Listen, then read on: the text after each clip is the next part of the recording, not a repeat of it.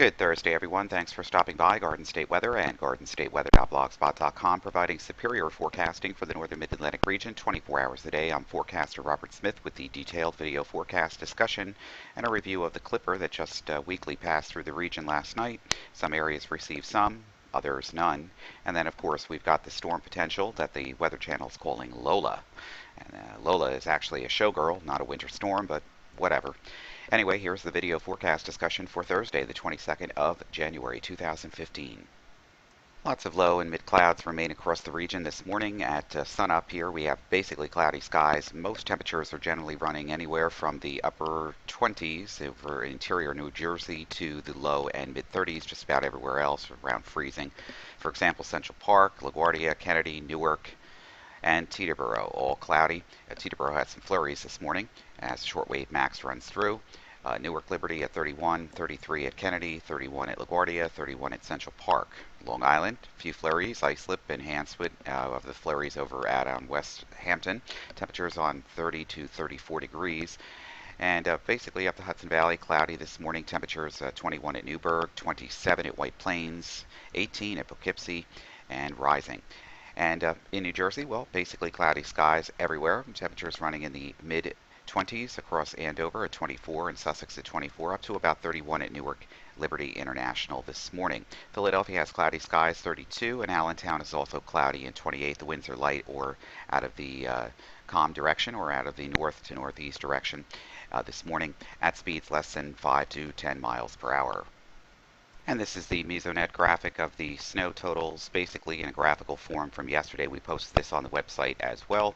Generally 1 to 2 inches of snow, and the further north you went, basically nothing. Although this morning there was a little clipper that passed through with some flurries around 4 o'clock. That's now out on eastern Long Island, and there's just a few more disturbances to move through, but these will be dying out too as they make their way through the region. Water vapor and 500 millibar analysis this morning of the continental United States. Here is the development of a positively tilted trough and a very fast flow in the subtropical jet stream, also active flow in the polar jet stream. And here's a couple of vortexes or disturbances moving through. These will begin to minor out and remain to our south as drier air begins to push in to the region with decreasing cloud cover throughout today. So today's okay, tomorrow is okay too. We'll find an increase of cloud cover, especially during the afternoon and evening. And this is the development of Lola. Basically, if you want to call it that, the Weather Channel does. We don't here.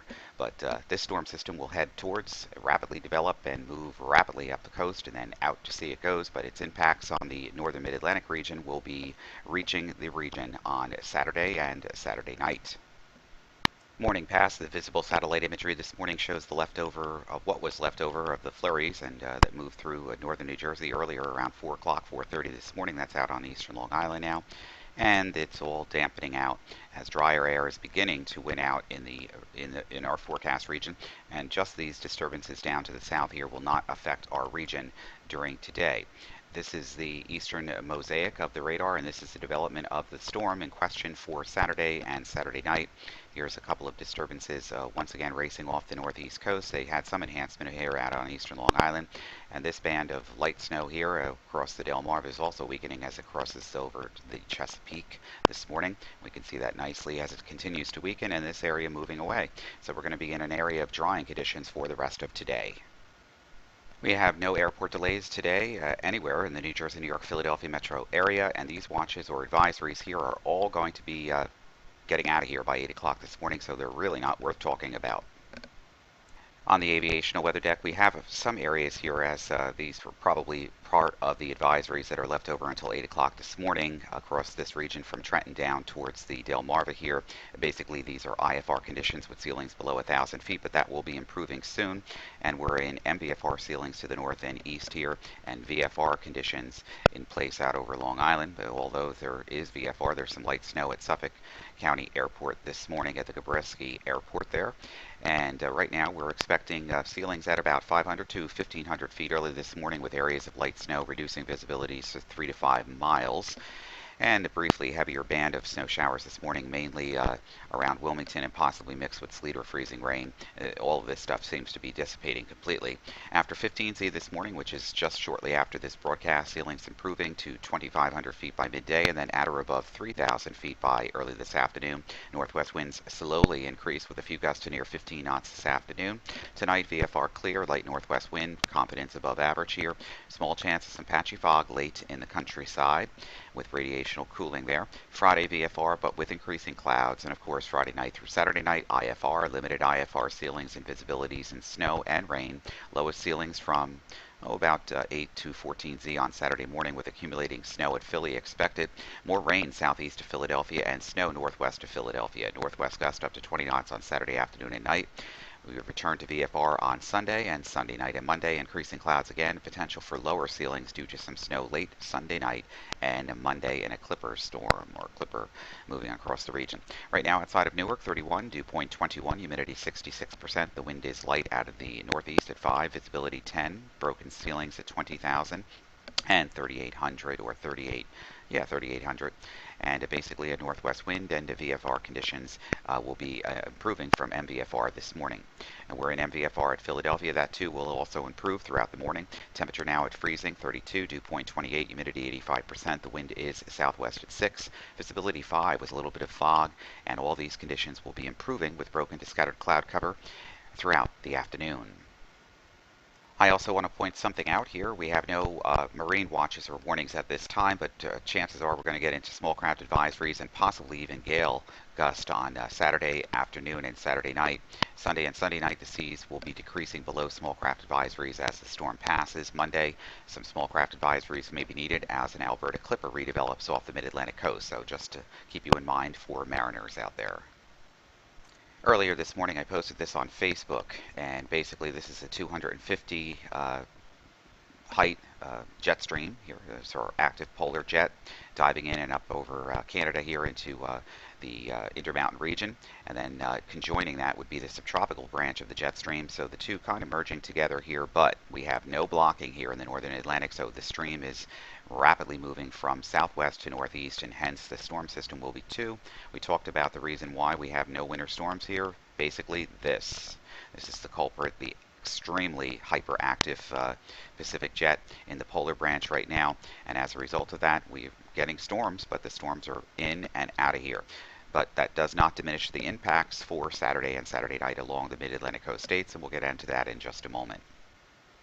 Okay, the next impact will be, of course, Saturday and Saturday night across the New Jersey, New York, Philadelphia, northern mid-Atlantic region, and I just want to focus in on the thermal gradient here, setting up for Saturday afternoon across the New Jersey, New York, Philadelphia, Delmarva region. Temperatures will be near or at above freezing in most locations over the interior. These are surface temperatures at around 2 meters here, and notice the contrast of the very warm water. Very warm temperatures actually at 2 meters in the 70s. These are not the ocean temperatures. These are the actual air temperatures out over the ocean as the storm is exiting across the benchmark during Saturday afternoon and Saturday evening. This kind of contrast is going to lead to a strong amount of lifting and lots of precipitation, but where the precipitation falls on a northeast to north or baro wind here, will be isobarical wind, will be conditional on just how much warming occurs along the coast. So we're not looking at a snowstorm here, but we are looking at precipitable water values increasing, and also looking at interior snow north and west of I-95 and over the interior sections. Again, the concentration of this will be the dynamics as the storm develops and moves rapidly across the benchmark. And this is again from the NAM 4-kilometer model from 6E this morning. These are the 850 millibar temperatures. It's important because this is the what we're expecting, or similar to what we're expecting by Saturday afternoon. I find very warm temperatures here at the 850 millibar level, all above freezing, and all around 12 to 14, 16 degrees Celsius as the storm makes its pass close to the New Jersey, New York waters. Over the interior, temperatures will be near or at freezing at 5,000 feet. So it's more than likely that precipitation is going to change over to rain and then probably change back to snow as it exits the region. Therefore, we get into the impacts. This is the snow total range forecast from the National Weather Service in Philadelphia this morning. Obviously, amounts are much lower around the coastal plain here as a result of the warming from the onshore flow on Saturday afternoon and evening, so they're generally forecasting between 1 to 2 inches of total snow through Saturday night, 2 to 3 inches further over the interior. And then when you get past central New Jersey into northwestern New Jersey, the further in this area would be concentrated would be the 3 to 4 inch range, and then lighter amounts as this area here in the Poconos and extreme northwestern New Jersey is probably too far west and removed. Again, this is preliminary graphics. All of this will be decided by the actual track and current temperature conditions across the region on Saturday. The snow total forecast range is from the National Weather Service in New York City, and again, it shows some enhancement to the snow with a 4 to 6 inch swath across the northern portions of Long Island, the southern shores of Connecticut. Again, this will probably be where the thermodynamics and frontogenic forcing for snow banding will be at its greatest during Saturday afternoon and Saturday night as the storm pulls away from the benchmark.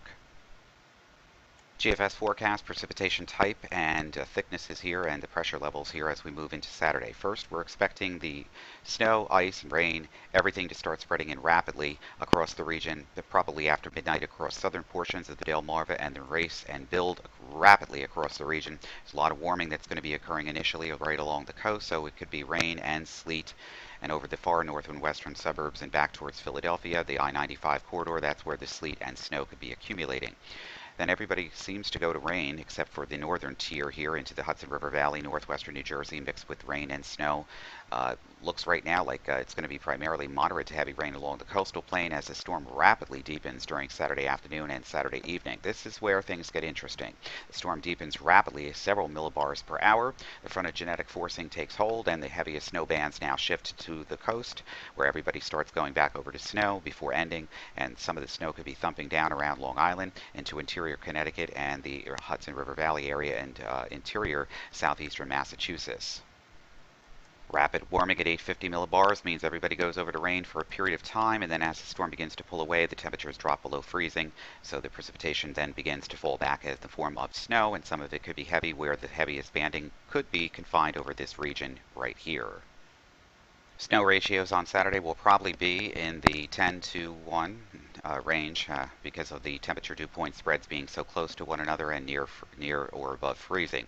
The NAMS forecasting precipitable water values the strongest right along the coast and of course into Connecticut with the greatest extent of better than an inch or two, probably located well out east over the ocean. And the GFS keeping most of this in the liquid form to, well, the liquid equivalent here of about an inch or two, actually less than an inch across the interior sections, getting close to an inch. So it's a very dynamic and wet system, but could be most of the heaviest precipitation associated with this storm will actually be out over the ocean, but where banding sets up and the temperature profile is just right. During Saturday afternoon and evening, this is where the heaviest snow will likely fall. I took a look at the short-range ensemble forecast, and it looks like the preliminary thoughts from both offices here at the National Weather Service look to be pretty much on target at this point, unless additional changes begin to be seen in some of the modeling as we get closer to the event. So of course we'll be monitoring everything here in live form and also on Twitter, Facebook, and Google+, so that you can be informed and stay up with us as well following the storm. For everything live, it's Garden State Weather, gardenstateweather.blogspot.com, Twitter, Facebook, and Google+. I'm forecaster Robert Smith. You have a pleasant Thursday, and we'll be back with finer details on this storm during tomorrow.